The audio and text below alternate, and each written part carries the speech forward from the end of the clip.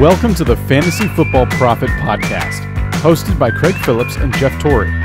Visit us at fantasyfootballprophet.com. And now your hosts, Craig and Jeff.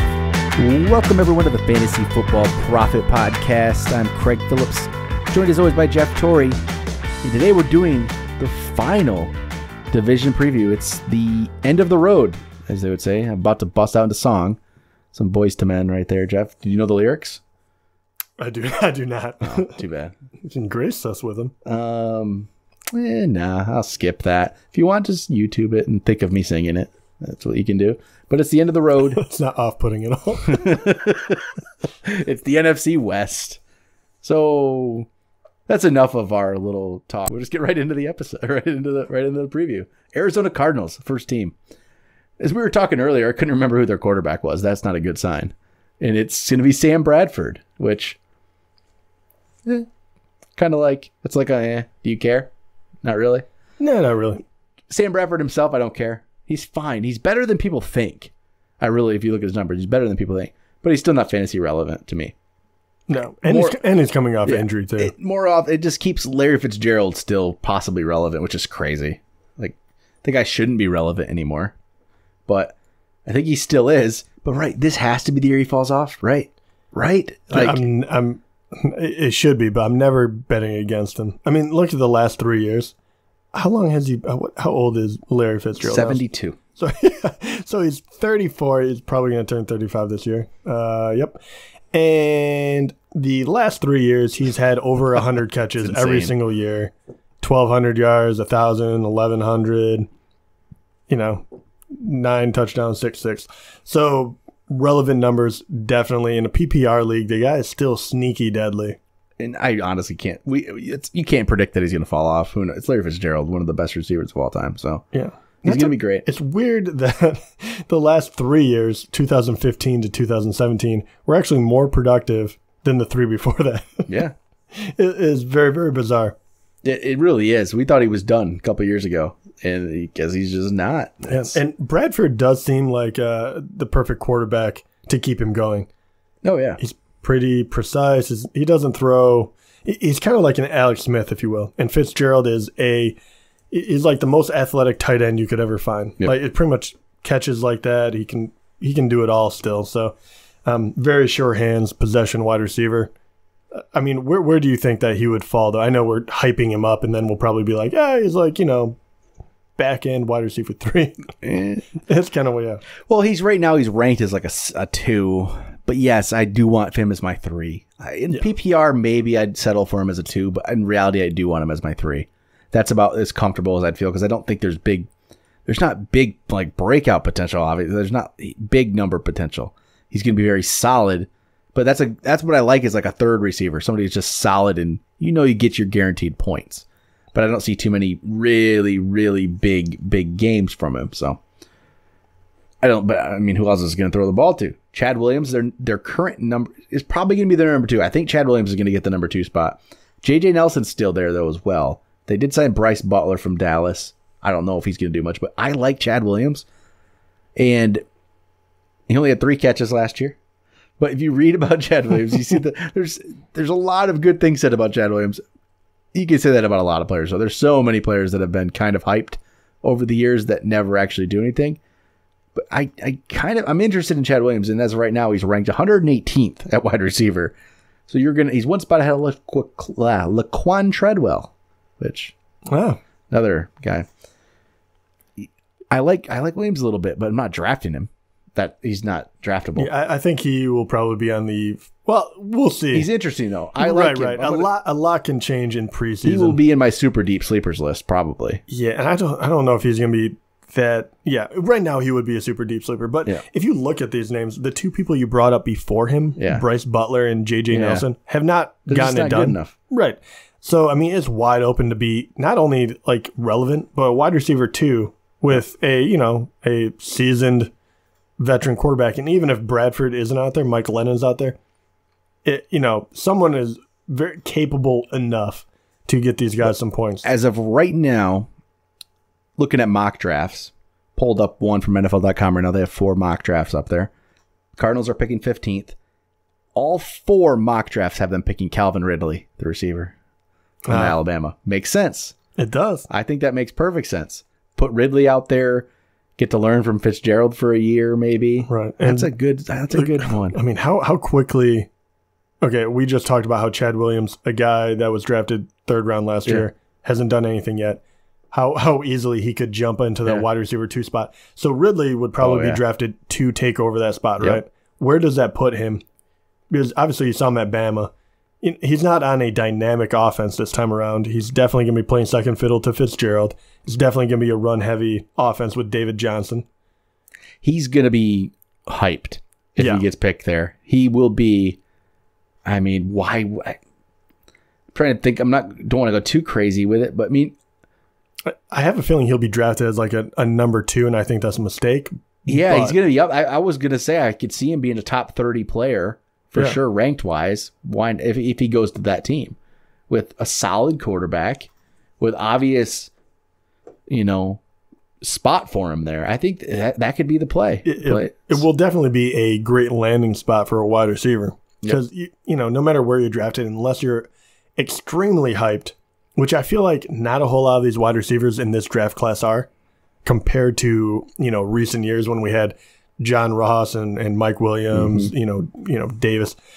Those guys seemed just, they're prized possessions. These guys are athletic freaks. All these guys are kind of good, the wide receivers. Yeah, I mean. But, And Ridley is the best of the bunch, I think.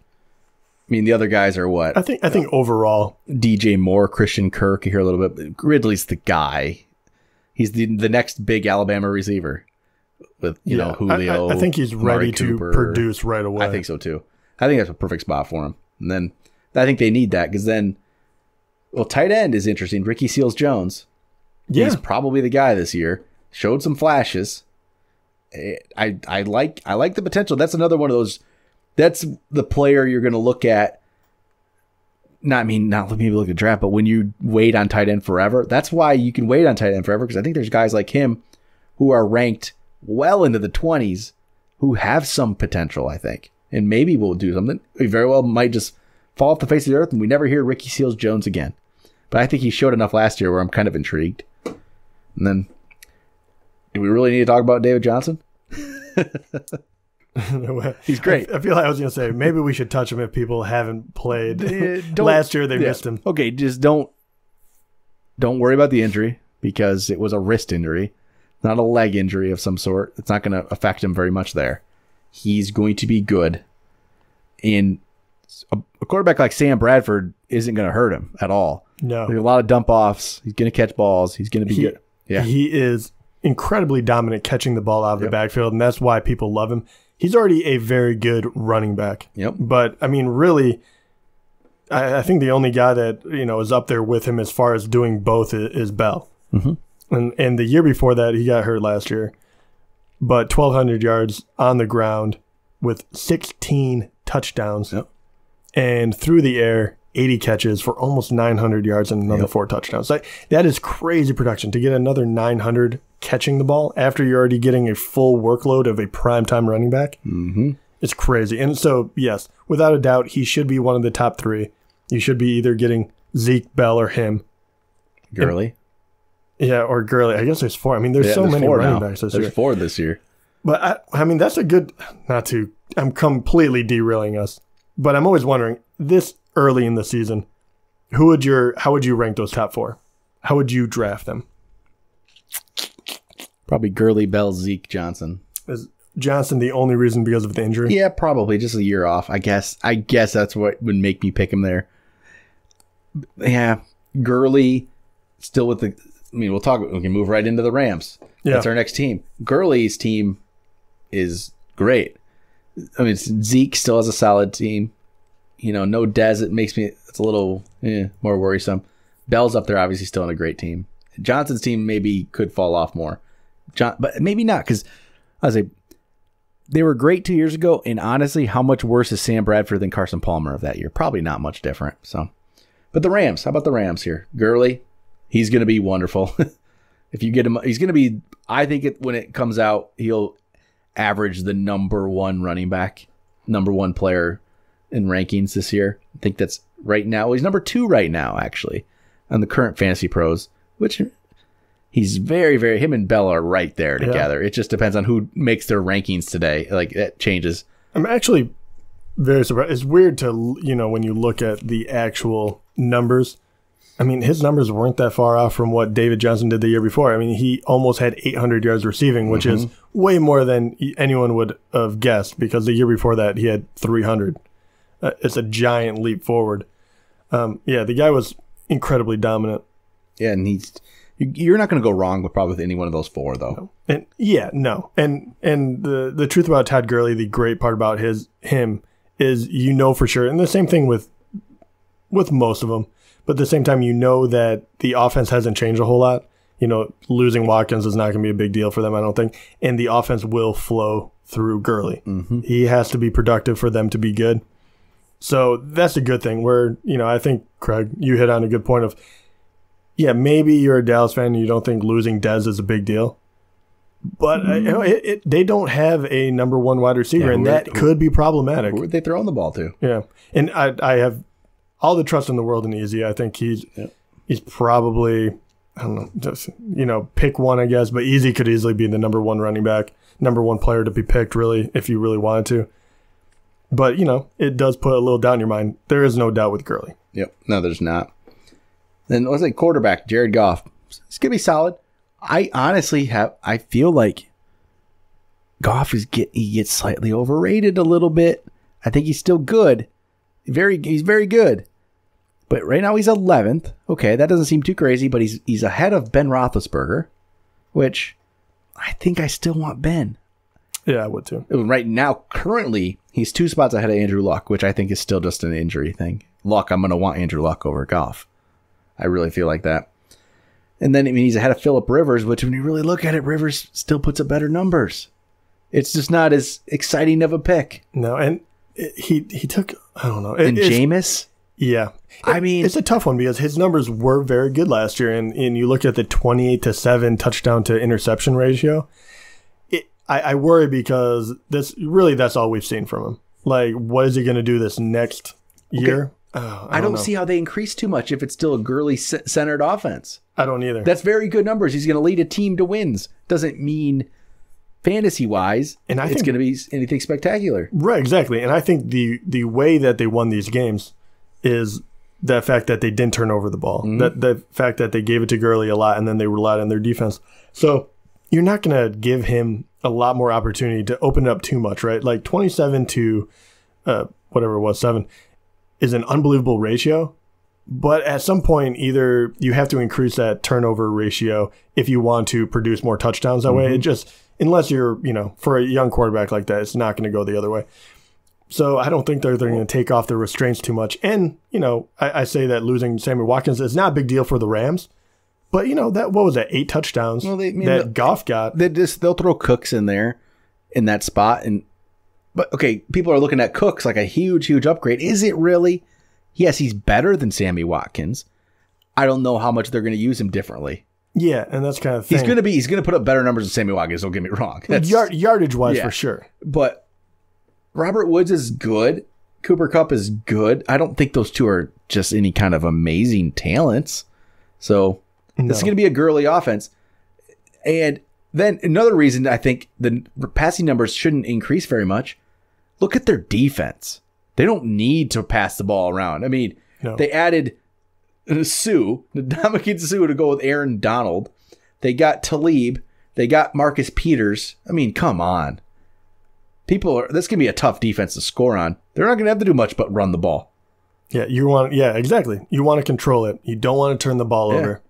They're going to be great. Yeah. Like, they're not going to just need to. They're just going to, they're going to be fine. They don't need to. The passing numbers aren't going to be huge, though. So, I say, like, those wide receivers, I'm staying away from Cooks because I was already probably staying away from Woods and Kupp just because I don't know. I have this weird bias against them, maybe because of my Sammy Watkins love from last year.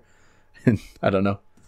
I don't see any of them breaking out. No, I just don't. That's the thing. I don't see a massive season from them. I don't have a whole lot of love from either, but I think it comes out of a more of the ceiling. I feel like we've seen it. Yeah, and I've always never been the biggest Brandon Cooks fan in the world. Talent-wise, I think the guy's good. Like, that's not it's fantasy, just fantasy right. scope. I really do. I mean, I love the guy. I think he's a tremendous wide receiver, but he's also a little undersized.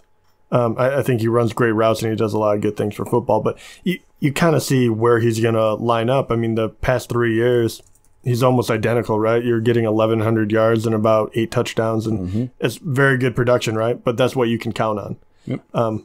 But to be fair, he also was with 2 of the greatest quarterbacks of all time between Drew Brees and Brady, and now he's with Goff. Mm-hmm. So, just take into consideration when you're actually thinking about what kind of production people can come up with. All right, how about San Francisco, the most overhyped team in the league? Well, I'm not buying it. I was going to say agree on that. I'm not completely buying it. The Jimmy Garappolo stuff needs to stop. Yeah, I don't get it. I mean, I get it. They ended the year 5-0. Garoppolo led them to 5 wins. Sure. I don't get it. What I don't get is Jimmy Garappolo currently ranked 10th. I want Jared Goff over Garoppolo. I do. He has a team. I want Ben Roethlisberger. I want Luck. I want Rivers. I want Winston. I want Prescott. I want Matt Ryan. I just keep going. I want them over Jimmy Garoppolo. I could turn that into a ringtone. Right? I'm not. This isn't anything against Jimmy Garoppolo. A little bit, maybe a little bit. You stat out his numbers to 16 games, he would have got about 23 touchdowns based off his pace. That's it. He led teams to wins. That's great. That's what you want to do if you're in the NFL. Doesn't mean I have to think you're a good NFL or a great NFL fantasy quarterback. It just I don't understand. Is it just people just fell in love with Jimmy Garoppolo? Is that what's going on? Okay, look who Jimmy Garoppolo is still throwing the ball to. Pierre Garçon, Marquise Goodwin. Goodwin was pretty good there at the end of the year. But in George Kittle at tight end, all those guys are okay. Where's the spectacular player? I mean, you got Jerick McKinnon there at running back. Can Jerick McKinnon handle a full load at the running back position? We've never seen it. When we've seen him last year was the best year we've seen from Jerick McKinnon. He looked pretty good. He was also on obviously the best team he's been on. Before that, we were done with Jerick McKinnon because he couldn't really get it done with the Minnesota teams that weren't that great. I think he's gonna be a good option, but I think he's getting overhyped a little bit. I don't know. I don't understand this weird obsession with Jimmy Garoppolo and the 49ers right now. It's weird to me. His numbers were okay. 7 touchdowns, 5 picks in 5 starts. He played 6 games, which that one he probably played most of the game anyway. How is that? Let's look at 5 games. He played 5 games. 7 touchdowns in 5 games. Well, actually, no. That one game he only threw 2 passes, but one of those touchdowns was in that game. Take away that one touchdown, 6 touchdowns in those 5 games. I don't know. No, I'm with you. It just got out of control. I think he was the flavor of the week. And, don't hate on us. If you're a San Francisco fan, good for you. I think you guys are moving in the right direction. That's not the point. The point is, fantasy-wise, this has gotten so out of control. And for every reason that Craig just said, the stats don't add up. And they're fine stats. And also, there's a lot of quarterbacks. You're really only picking one. If this is a 2 quarterback league, that changes the talk a little bit. But what would be a good season for Jimmy Garoppolo, a guy that we really haven't seen? The thing is, okay, he could maybe finish at 10th where people are ranking him. But how can you possibly rank it and draft it that way? He could, but do you really think he's going to? I don't think he'll end up as a starter. No, because I don't see how, if healthy, does Ben Roethlisberger not beat him out? Does Andrew Luck going to beat him out? How is Phillip Rivers not beat him out? Jameis Winston, I think, could take a bit of a jump here. Dak Prescott, maybe not, because he doesn't have the weapons quite anymore. Maybe that won't happen. But Matt Ryan could easily beat him out. Why is Matt Ryan didn't have a great year last year either, but he can be fine. Patrick Mahomes could jump him. We don't know anything about Patrick Mahomes, but I like his weapons better than I like Jimmy Garoppolo's. He might be able to use his legs a little bit too. It's weird. It's looking at his. What really started to happen is when he beat Jacksonville. That was he beat Jacksonville, and then he ended the year beating the Rams. The Rams didn't care that game, obviously, so don't look into anything. He played against a Rams team who barely played anybody, and threw for 292 and 2 touchdowns, but also had 2 picks. The Jacksonville game, which is what he ends up getting so hyped for, they won 44-33. It was, good win. He threw for 242, 2 touchdowns and a pick. Fantasy-wise, that's not a special week. No. That's just, I'd be slightly disappointed with my player. I'd be like, okay, it's okay. It's average. It's average. The week before that, he threw for 381 yards against Tennessee, but he only had 1 touchdown. He had 334 the week before that against Houston, but only had 1 touchdown. And against Chicago, where they won by 1 point, he had 293, no touchdowns and a pick. I don't know. Yeah, I feel like, there's a lot of stuff to lead you to believe hey, maybe I should keep my eye on him. Exactly. But why are we ranking it like it? Where's the starter coming from? That's what I want to know. Yeah, a QB1 at number 10. Oh, man. What did you say? What did you say his numbers would have been if you extrapolated it out? 23 touchdowns, Okay, so he's already over Goff, right? Goff already did that last year. What are you, 27-7? 28, yeah. I mean, and we were kind of and Goff... Okay, Goff played an entire year and had 28 touchdowns and 7 picks. Garappolo played 5 games. And take away that, I'm not even going to count that one. So 5 games, he had 6 touchdowns and 5 picks. Okay. Why is he better than Goff? Right. And I don't even like Goff that much. No, well, that's the thing, too. Why is he ahead of Ben Roethlisberger? Well, that's my thing. I don't want Goff, so why would I want Garappolo? Why is Ben Roethlisberger? Not even a great year and had 4,200 yards and 28 touchdowns. Right, exactly. And it wasn't even good. And he has Antonio Brown, Juju Smith-Schuster, and Bell, and Martavis Bryant if he ever gets his head. Rivers, 4,500 yards and 28 touchdowns. And he has a lot more weapons as well. I mean, Garappolo could maybe reach 3,825. Right. And the worst part about this is a player like this who is getting so hyped that people are falling in love with. I get it, right? You wanna fall in love with the new guy that's riding in on the horse, going to get you some wins. It's great for football, whatever. But you're going to overpay for him now. Mm-hmm. And all these guys we just named are bargain players for whatever reason. And this is also why, if you're smart, instead of using your pick to grab Garappolo 2 rounds way earlier than he should be, at the very least, you can use that to get someone else and then pick a QB later on. And it makes all the difference in the world. You're going to get more production out of your QB, and you'll get someone else that hopefully will get more production in a wide receiver running back spot. Yeah, I don't know. Number 10. Why is he he's as high as 5 on some boards here. That's brutal. And the crazy part about it too is his stock can even go higher. I think it might. If he has one good preseason game, people are going to lose their minds. I will not have Garoppolo on any of my teams. All right. And speaking of that, is there any player on this team? Okay, we went over McKinnon, Garoppolo. What do you think about this one? No, everyone's made me hate this team. I know. It's so overhyped. No, actually, I do like Marquise Goodwin because he's actually at a good value, I think. Right now, let's see, Garcon is ranked 34th currently. Really? Yep. But Marquise Goodwin is 40th. I think that's decent value for Marquise Goodwin. That's a 4th receiver, almost a 5th receiver. I like that value. I think that's very solid. Which, it's weird to me, he's not getting overhyped for some reason. Look what he played very well there at the end of the year. Well, none of his weapons are. No. How does that happen? Right? And even Jerick McKinnon, who is, I feel like, getting hyped, is only in the 20s. He's 21st or something ranked. Where's Garoppolo's big numbers going to come from? Goodwin, he showed the signs that he could be a decent player there. And so if you can get him as a 4th or 5th receiver, you take a chance at it because he had, a good stretch there for a bit. He didn't end the year great the last 2 weeks, but hey, he had a good stretch. So I think he could be interesting. I don't know. I'm done with the 49ers. I hate them now. No, and I hate to be this guy too, but the only one that interests me a little bit and just be his tight end is it's Kittle, really. He had decent numbers for a rookie. Yeah, I mean, only 2 touchdowns, but 43 for 500 yards, 2 touchdowns. It's fine. They obviously need him because I don't know who else they're going to throw to. So yeah. All right, final team, the final preview, Seattle Seahawks. Still got Russell Wilson, who ended as the number 1 quarterback last year? Yep. Who was the person that hyped him up? That would be you. Yeah. Not going to really hype him this year. He doesn't need any hype. He's going to be up there. He lost Paul Richardson, lost Jimmy Graham, and has no running game.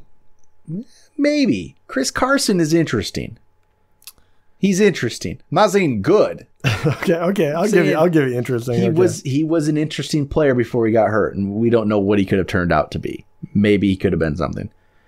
So Russell Wilson is going to be throwing the ball over to Doug Baldwin again, who's fine. Not top tier, but he's like that next tier. Right. Not top, like not wide receiver 1 tier to me, but he's like the top of the twos kind of a thing. But then Tyler Lockett. Just every year I'm just like, oh, put it together, buddy, please. You see flashes, but I think it's passed him by. They signed Jaron Brown. Not terribly excited. I mean, they didn't add anything. No, they did not give him a whole lot to work with. Nick Vannett is the new tight end, possibly. With Ed Dixon might get the job, but Vannett there's some good hype with him last year. Maybe he wins it. Either way, I'm not terribly excited with. I mean, like the Nick Vannett thing, he has more potential because I don't know him. I don't know enough about him. We haven't seen him. Yeah, running backs. Chris Carson, let's say. Mike Davis played decently well, but Mike Davis isn't anything. He is just complete at best, average at best, at absolute best. And I really think that's probably Chris Carson too. I mean, yes, it does happen where these running backs get drafted late and end up being good, but it doesn't happen enough. Chris Carson was a 7th rounder. I mean, the chances are on the side of him not really being that good and just being okay. But he was the best of the bunch last year. I think talent-wise, CJ Prosise is still the best, but he can't stay healthy. J.D. McKissick looked good at times, but I don't think he's anything either. I worry about this team. I don't know. The defense is worse. So maybe they'll be in shootouts. That's the only thing that can help Russell. As of right now, the draft could change this. Something with a running back could change it, but I'm almost positive I won't have any single one of these players on my team. And I would caution, I know this is going to sound terrible because I was completely wrong last year, but I would stay away from Russell Wilson. And last year, I was wrong because he went for good value still. This year, he's not going to go for good value. He's second right now. And if you look at his stats, and I realize he was unbelievable last year, his years are very, very up and down. Mm-hmm. And there's no real reason for it. And that's the weird part. I don't know if it's just they're playing from behind and that props him up. His rushing yards are the big one. When those are doing well, he does well. So if he's healthy, he's probably still going to be fine. But he has less weapons. And really, I mean, 2015, so, 3 years ago, he had his first really, really big year. And 34 touchdowns, only 8 interceptions, 500 yards rushing. The guy was a monster. The next year, he disappears completely. He was a little hobbled, so he can't get out of the pocket. And I really think that was a big difference. But it drops his numbers 21-11 with only 300 yards rushing. But then he comes right back 2017, 34, 11, almost 600 yards rushing with 3 TDs. I mean, just unbelievable, right? I mean, you were the guy on his bandwagon. What are you seeing for his future, or at least this year? I'm off of it. Really? Not on the band. Is it because of the price tag? It's the price. That's what fantasy football is to me. It's all about price. Do you think he will be a top 5 quarterback? I think there's still a chance. There's a good chance because I think he's going to have to throw the ball around and run around for his life sometimes and get yards. But, I mean, Aaron Rodgers, better than him, obviously. Deshaun Watson, I feel like, should be. I really do. And it's just Deshaun Watson can throw the ball to DeAndre Hopkins and then have big touchdowns to Will Fuller yet. I don't think Russell doesn't have that player. I mean, Tyler Lockett isn't that player. He just isn't. He hasn't been doing it. Who else is there? I mean, Carson Wentz, if plays the full season, I don't see why he's not better than Russell Wilson. I mean, there's other guys that could step up too. I just don't feel like there's no run game. There isn't. There wasn't last year. How is it going to be any better this year? There's just no way it's better. I mean, Chris Carson, I know he's going to get hyped a little bit.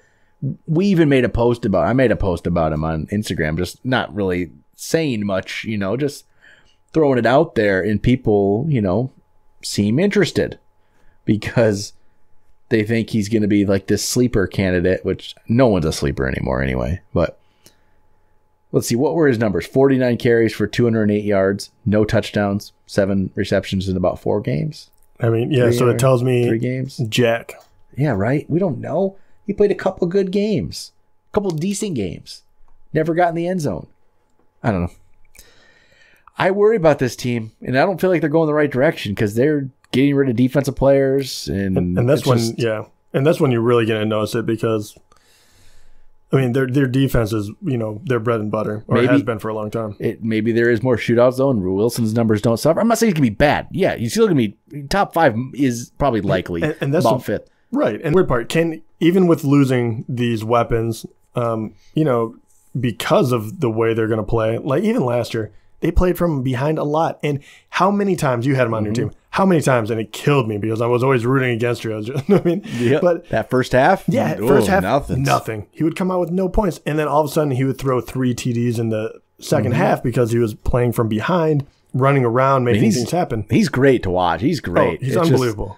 I don't know if you can sustain that. And he could be top 5, sure. Yeah, but Rodgers, Brady, Watson, Wentz, why can't those 4 be ahead of him? And the question is minimum. How much? I mean, he was so far ahead of people this year. And I know that, there was a few injuries and things of that nature, but he was so far ahead of them. I don't know. I knew he could pass him. I mean, he could. I mean, I guess all these guys go up and down. I feel like this is a year that I won't be wrong in saying that I would steer clear of him. And it's only because he's ranked 2nd. Right. That's too high of a price tag. Exactly. You're going to have to overpay for him. That's it. It's the price tag. And that's what people have to start to think of fantasy football. And it's not, we can like players and certain stuff, but it's all about the value you're getting these players for, where you're getting them for. That's what you end up having to weigh these options more. Russell Wilson is obviously a better fantasy quarterback than, Ben Roethlisberger, right? But you're getting Roethlisberger as the 13th player compared to the 2nd. You got to look at some of that stuff, or you take a chance on like Jameis as the 15th or 16th guy. You just, got to look at it that way. And the only player that's fantasy relevant, honestly, at this point, other than Russell Wilson, is what? Doug Baldwin? He has like 1 player that's even kind of relevant. That's not a good recipe for a big fantasy season. When you have 1 guy, that's it. Well, Baldwin to me is he's ranked 12th. I don't like it. I stay away from that too because I'm going to want players below him like Stephon Diggs. I want all day over Doug Baldwin. Yeah. Yeah, and nothing against Baldwin. Cooper, it really is not. He's done very, very well for himself. But even last year, he was just... Yeah, he was good, right? He was solid. Yeah, he'd disappear for games, and it would Lockett might take over for a little bit, or Richardson would have. I honestly really don't know who he threw all his touchdowns to. Jimmy Graham, I guess, got some. I don't know. Yeah, it was. I mean, it really spread across the board. Yeah, maybe the tight end steps up. Maybe Dixon still is good. Maybe that Vanette's good, and we just don't know it yet. Maybe Tyler Lockett, it's his breakout year. Maybe Jaron Brown breaks out in a new role. There's definitely ways that he could be great. I just think the chances lean towards him still being very good. It's just, you can't pay that price. That's why you wait on quarterback. There's plenty of them. So, all right. I think that's going to do it for our previews. And so, as we're recording, this episode's going out on Thursday. The draft's tonight. NFL draft. So everyone's going to forget about this episode once the draft hits anyway, and we'll be able to see what's going on. And start with a clean slate. Next week, we will definitely give you a little draft review and what we think of, fantasy relevant players and where they went. Try to give you at least a, first round for sure and a couple rounds deep. After that, it might not, see, we'll talk about some interesting situations that might have happened later in the draft, like probably just running backs for the most part. But we'll bring you all that next week. Think, be nice to find out where all these players are going. And maybe Seattle drafts a wide receiver. Who knows? So that's a possibility. All right. We'll talk to you guys next week.